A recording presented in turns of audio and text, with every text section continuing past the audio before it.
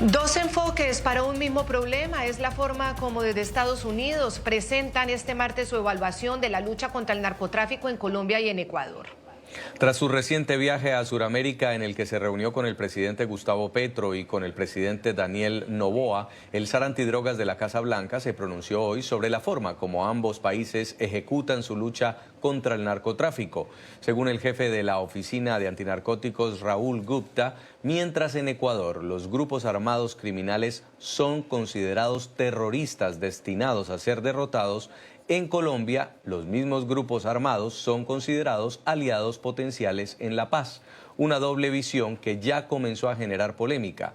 Gupta dijo que la administración Biden apoya ambos enfoques y que no puede decir que uno vaya a tener más éxito que otro, porque dijo es un capítulo que está apenas por escribirse. But we're seeing two very different approaches. Estamos viendo dos enfoques muy diferentes para el mismo problema. En Colombia, los grupos armados son socios potenciales para la paz. En Ecuador se pretende derrotar a los terroristas. Obviamente, estos dos enfoques no son excluyentes entre sí, y ambos presidentes tienen elementos de cada uno en sus versiones para la paz y la estabilidad a largo plazo. El presidente Petro no tiene ningún reparo en enfrentarse a los grupos armados que amenazan a su país. Y cuando me reuní con el presidente Noboa, me dijo que quería equilibrar su enfoque para abordar el aumento de la inseguridad entre mano dura y mano justa, buscando lo que consideraba un retorno a los valores y al patriotismo. Y categorizó los esfuerzos actuales como luchar por una forma de vida y librar una guerra contra el pasado. Desde luego, no estoy diciendo que un enfoque sea más apropiado que el otro, o que esté destinado a tener éxito, porque en este momento no tenemos ni idea de cómo será Colombia o Ecuador dentro de 5 años, o incluso dentro de 5 meses. Ese capítulo está aún por escribirse. Justamente en el Centro de Estudios Estratégicos Internacionales en Washington, D.C., nuestra periodista Alexandra Colonna Mil entrevistó en exclusiva al zar antidrogas de la Casa Blanca, Raúl Gupta. Vamos, Alexandra, con el invitado, escuchemos. Saludos, buenas noches, Claudia. Jason, me encuentro en este momento con el doctor Raúl Gupta, conocido como el zar de la droga del gobierno de los Estados Unidos, que acaba de hablar en un evento en el Centro de Investigación CSIS, donde conversó sobre sus recientes reuniones con los presidentes de Ecuador y de Colombia y de los esfuerzos por la lucha contra el narcotráfico y el crimen organizado. Dr. Gupta, welcome to NTN. Bienvenido a NTN 24. Muchas gracias por recibirme. Usted mencionó que el enfoque del presidente Noboa para luchar contra las drogas y el crimen organizado es muy popular entre la ciudadanía ecuatoriana. Sin embargo, en Colombia, las políticas antidrogas del presidente Petro han sido fuertemente cuestionadas por diversos sectores de la población. ¿Existe alguna preocupación con respecto a la eficacia del enfoque de Petro, dado este descontento social en Colombia? Creo que ambos presidentes tienen un enfoque diferente, pero con el mismo objetivo. El objetivo es tener una ciudadanía próspera, tener gente exitosa y dar esperanza a sus pueblos. Por supuesto, Colombia ha tenido una historia violenta en el pasado. Y podemos ver las maneras que el presidente Petro está buscando cómo puede haber una paz total, lo cual es notable con la historia que ha enfrentado este país. Al mismo tiempo, también es importante encontrar y averiguar de alguna u otra forma cómo desarrollarlo y asegurarse de que se hace frente a la producción de cocaína.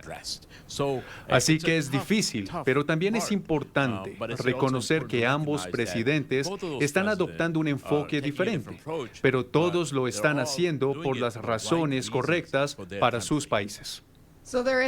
Entonces, al gobierno estadounidense no le preocupa que haya descontento social con el enfoque antidrogas de Petro. No, seguimos apoyando las políticas antinarcóticos de Colombia.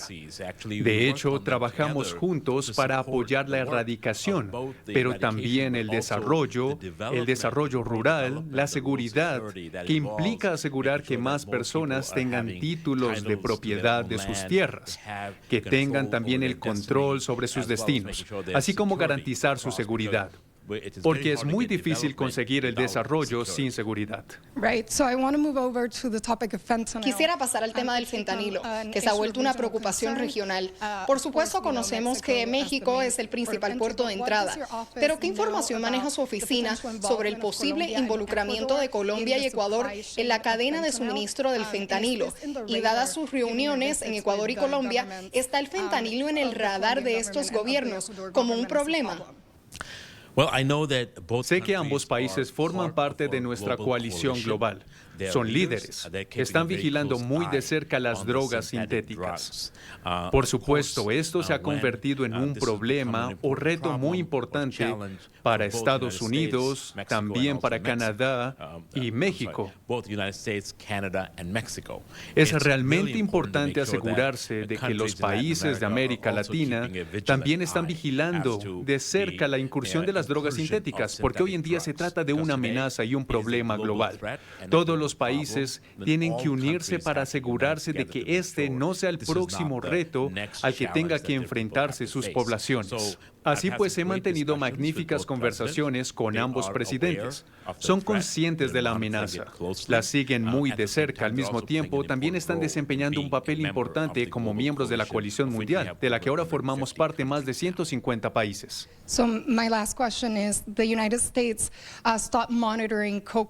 Mi última pregunta. Los Estados Unidos dejó de monitorear los cultivos de coca en Colombia, entiendo que como una medida temporal. ¿Cuándo planifica Estados Unidos volver a monitorear cultivos de coca en Colombia?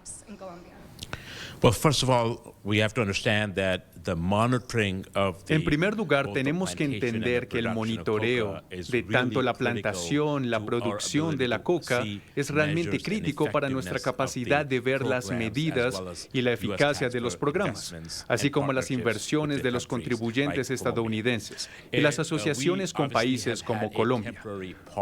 Obviamente, hemos hecho una pausa temporal. Estamos trabajando para reanudar ese seguimiento lo antes posible. Así que mientras hablamos, estamos trabajando en procesos para asegurarnos de que tenemos tanto la capacidad como los recursos para estar listos para hacerlo. Y lo reanudaremos tan pronto como podamos. One last thing, talking about coca, there's been reports that coca production. Y una última cosa, ya que estamos hablando de la coca. Ha habido reportes de producción de coca en áreas en México donde antes no era el caso. Incluso alertas de que México pudiera jugar un rol grande en la producción de coca y hasta desplazar a los actores colombianos. ¿Es este un tema de preocupación para los Estados Unidos en este momento? Permítanme decirlo, ahora mismo sabemos que la mayor parte de la producción de coca tiene lugar en la región andina. Eso es Colombia, Perú, también es Bolivia. Y sabemos que el impacto de eso es global en todo el mundo. También sabemos que Estados Unidos forma parte de ese impacto. Así pues, seguiremos vigilando tanto la producción, los cultivos, como el tráfico, porque forma parte de la delincuencia organizada. Y cuando hablamos de Colombia, cuando hablamos de Ecuador, que no produce coca, pero también ve a menudo los efectos violentos del crimen organizado como resultado de ello, es realmente importante. Seguiremos supervisando, por supuesto, las actividades con nuestros socios en México. Tenemos una relación realmente fuerte, ambos trabajando para interrumpir la producción y el tráfico de fentanilo, así como otras drogas también. Gracias mil. Muchas gracias por recibirme. Eso es toda la información por ahora. Claudia, Jason, regreso con ustedes a los estudios en Washington con más del Informativo USA.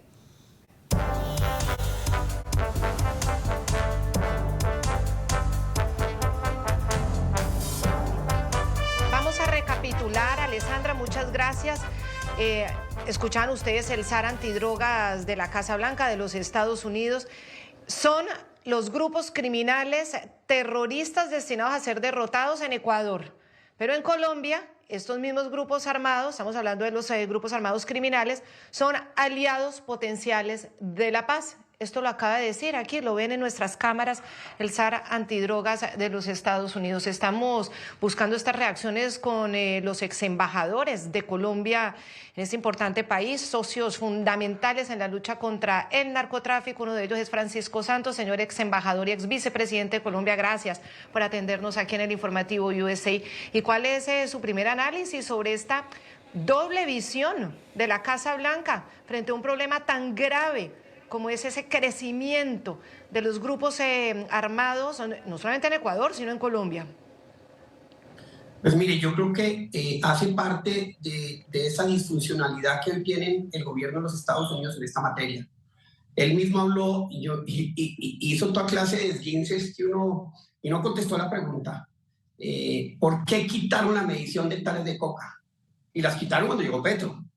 Y se acabó la discusión. Y vamos a tener 350.000 hectáreas. Lo que va a hacer que haya mucha más coca, mucho más violencia, no solo en Colombia, sino en Ecuador y en toda la cadena de producción. Entonces ellos tienen en una gran parte esta responsabilidad. Cuando dice que son aliados de la paz, pareciera que estuviéramos hablando con López Obrador. La política de abrazos y no balazos tiene a México al borde de ser un narcoestado. Lo que está pasando en México, el Washington Post publicó una historia hoy. Están matando más candidatos que nunca, están haciendo renunciar más candidatos que nunca, porque los narcos manejan una gran parte, por lo menos la mitad de las regiones de México, la mitad de los gobernadores. Y eso es lo que quiere Petro. Perdóneme, pero Petro no le interesa absolutamente nada distinto a que esa ecuación narcotráfico-gobierno, que es la misma de Venezuela, ese gran admirador que tiene el presidente, se convierta en un eje de poder, como hoy es un eje de poder en México. ¿Vamos a permitir que eso pase?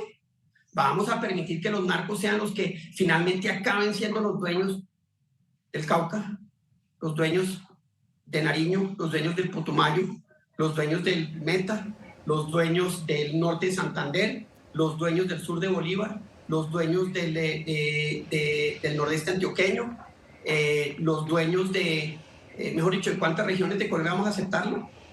¿Es esto lo que Estados Unidos dice que está bien? Porque eso es lo que quiere Petro. Petro quiere eso. Y ya vimos lo que eso genera en México. Para allá vamos. Estamos volviendo al 2002. Estamos viendo yo a la FARC, que se nutre el narcotráfico, convertirse en el poder y en la autoridad en regiones donde se había rescatado. Y la verdad, como vicepresidente del gobierno del presidente Uribe y como embajador en Estados Unidos, me provoca vomitarme, quiero decir, al decir que estas dos visiones son igualmente válidas. No, a mí me da mucha tristeza porque nosotros pusimos muchos muertos. Hay que decirle a ese señor que pusimos muchos muertos para librar a Colombia de esa plaga y tenerla acorralada. Que Juan Manuel Santos haya destruido la política antidrogas. Que el presidente Duque desafortunadamente nunca pudo reconstruirla y no tuvo, digamos, la dimensión de estadista que se necesitaba para manejar un tema tan grave. Y ahora con Petro, venga, abrazos y no balazos, pues yo veo el futuro de este país muy difícil. Y si nosotros no asumimos la verdadera responsabilidad de que esto es así, nadie nos va a ayudar a salir de esto porque ya vimos que Estados Unidos va a ser incapaz. Desde Washington también le pregunto, señor Francisco Santos, soy Jason Calderón, sobre la que está planteando el médico Raúl Gupta, que es el zar antidrogas de la Casa Blanca. Es también una incertidumbre. Él dice, no sabemos si en 5 meses o en 5 años esto va a tener éxito. Vamos a apoyar a los dos, vamos a darle dinero y recursos tanto a Ecuador como a Colombia, porque ambos están haciendo lo correcto, que es eliminar el narcotráfico, trabajar para eliminar el terrorismo y el narcotráfico. ¿Usted cree que esta comparación y dar recursos a ambos países pueda ser una apuesta? No, es que lo de Colombia ya lo vimos en México. Lo que está haciendo Petro ya lo estamos viendo en México, en la elección más violenta de su historia, donde los narcos se están estrechando los brazos, donde los narcos van a poner presidente, donde los narcos van a elegir gobernadores y alcaldes así. Eso lo quiere ese señor Gupta, que deje de ser tan ingenuo, por no decir imbécil. Perdone que sea tan claro. Aquí ponemos los muertos, aquí nos mataron, a mí me secuestraron, murió el esposo de mi hermana, murió Guillermo Cano, murieron cuántos ciudadanos en esa lucha. Y ahora Estados Unidos dice, ay no, está muy bien lo uno y lo otro. Qué estupidez, eso es falta de tener pantalones, eso es falta de tener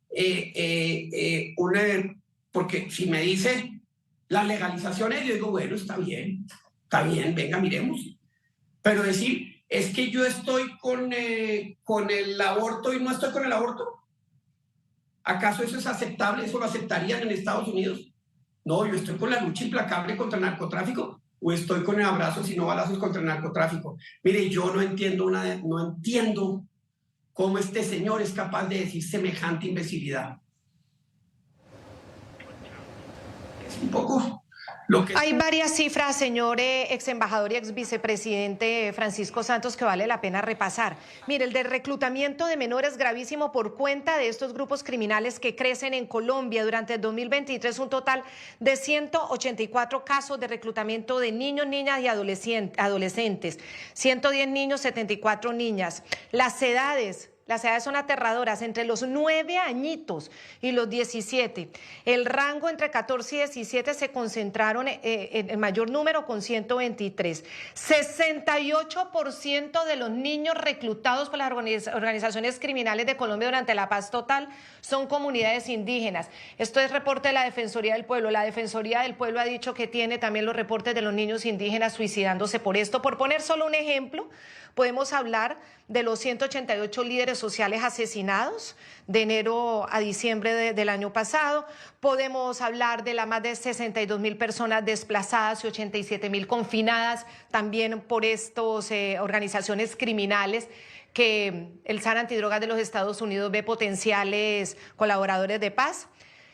Podemos hablar de que las disidencias de las FARC pasaron de estar en 230 municipios en Colombia a 299 municipios en Colombia, y hay muchísimas más cifras terribles. El defensor del pueblo de Colombia ha dicho que el único que está trabajando en cese el fuego es el ejército, mientras las comunidades sufren el accionar criminal de estos grupos. Quiero preguntarle, señor embajador, ex embajador, con su experiencia, ¿será que el gobierno de Joe Biden solo escucha las voces oficiales del gobierno Petro y no está escuchando estas otras voces que también son oficiales, pero que le pueden presentar el otro panorama, la otra cara de la moneda? ¿Qué pasa? ¿Por qué esta incomprensión? Mire, no tienen embajador ratificado en Colombia. Después de 25 años con el presidente, que supuestamente sabía de América Latina, nos estamos dando cuenta que no solo no sabe de América Latina, no quiere América Latina, no está presente en América Latina, y dicen sus funcionarios cosas como esas. No es que oiga o no oiga, es que ni siquiera oye. Y un funcionario de segundo nivel dice, no, estamos en este equilibrio, para no quedar mal ni con Ecuador, ni quedar mal con Colombia. Y uno dice, bueno, ¿y esto entonces dónde deja 25 años de lucha? Pero de lucha que nos costó muchísimo. A mí me deja frío esa posición del señor Gupta, no la entiendo. Pero yo sí le diría, señor Gupta, vaya a México. Vaya, yo acabo de llegar de México, vaya al norte de México, vaya a ver cómo hacen las elecciones. Vaya allá a mirar lo que la política de abrazos y no balazos, que es igualita a la de Petro, produjo en México, que está a punto y puede ser un narcoestado. Vaya y mírenlo. Es que no estamos, eso como que en 5 años, no, ya se sabe el resultado. Que entre otras, es lo que Petro quiere, es lo que Petro necesita. Él no es el presidente de todos los colombianos, desafortunadamente. Y así lo ha dicho y así nos lo ha hecho sentir. Él excluye a la mitad de los colombianos o de pronto más, pero yo necesito a los otros, a unos que además están armados. Y este es el escenario que enfrenta la democracia colombiana. No podemos contar con Estados Unidos para resolver este problema. Quiero que mientras esté por lo menos esta administración, estamos muertos. La reacción de Francisco Santos, ex vicepresidente de Colombia, ex embajador de Colombia en los Estados Unidos, a esta hora en el informativo USA. Muchas gracias por habernos atendido, señor Santos.